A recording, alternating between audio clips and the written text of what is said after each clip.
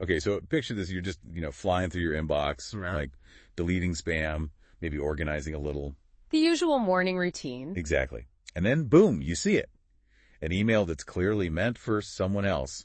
But it's not just any email. Oh, no. This one has a payout code, free money. Ew, that's a tempting situation. So what'd you do, try to cash it in? Well, hold on. That's where things get interesting. See, this isn't about what I do. It's about some fascinating research. We're diving into what drives generosity. Are we, instinctively good? Or does it take effort, to resist being a little selfish? The age-old nature versus nurture debate, but with free money on the line. This is good stuff. Right. And that's what these researchers wanted to figure out. They set up this whole field experiment, sending out these misdirected emails, made them look totally real, like a genuine mistake. Then they sat back and observed how people reacted. Okay, so they're tracking who cashes in, who doesn't. What else are they looking for? They broke it down into 3 main reactions. Selfish, trying to use the code, obviously. Neutral, just ignoring it. And then helpful, taking the time to report the error. Interesting. And I'm guessing they were looking at whether people who think of themselves as intuitive were more likely to be in that helpful category. You would think, right. Yeah. But get this. The study actually found something kind of surprising. Surprising, huh?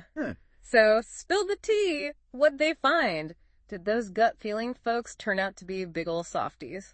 Not quite. Actually, they found that people who generally scored higher on those intuitiveness tests, the ones that measure how often you make quick gut-based decisions. Yeah. Those folks were actually less likely to report the email. Whoa, now that's a curveball. You'd think going with your gut would mean more spontaneous acts of kindness, right? Not less. Right.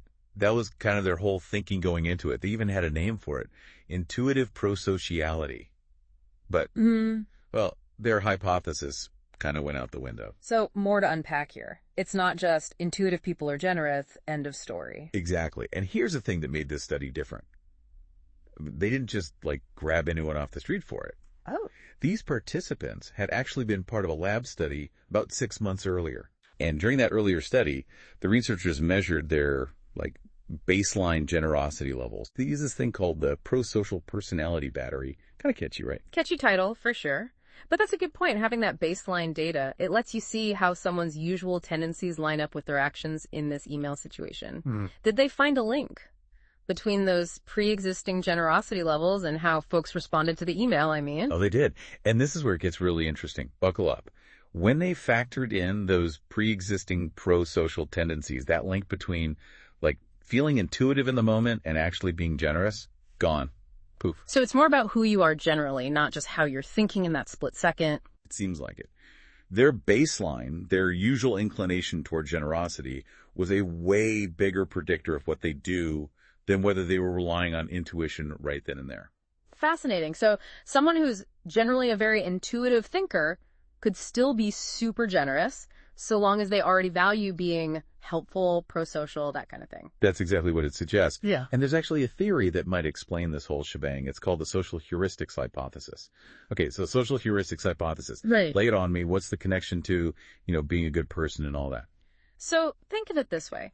Our brains, they're constantly developing these mental shortcuts, especially in social situations. Makes sense, like rules of thumb? Exactly. And these rules, they're based on our past experiences.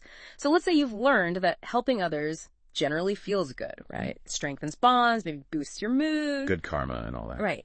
So our intuition starts linking kindness with those positive outcomes, like a reward system. So it's not just some random feeling.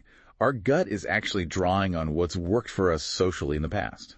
Bingo. It's like our intuition is constantly checking this internal rule book, about these social heuristics, guiding us based on what usually leads to good stuff. That makes a ton of sense. So it's not just about being an intuitive person. It's about what your intuition has learned to put first, based on, like you said, your values and all the stuff you've been through. Exactly. And this study really shows how strong those ingrained values can be, especially when you have to make a quick decision, like in that email scenario. Right. Someone who's just wired to be helpful. They wouldn't even hesitate to report that lost cash. Their intuition is already like, nope, gotta be generous. That's the move. Whereas someone who's more used to, every man for himself, they might follow that instinct instead. It's wild, right? It's like our past is literally shaping how our intuition sees the world now. It really is. And this study focused on generosity, But think about it. This social heuristics hypothesis, it can apply to all kinds of decisions we make. Makes you think about all the little choices we make every day, huh? Mm-hmm. And the stuff we don't even realize is influencing them.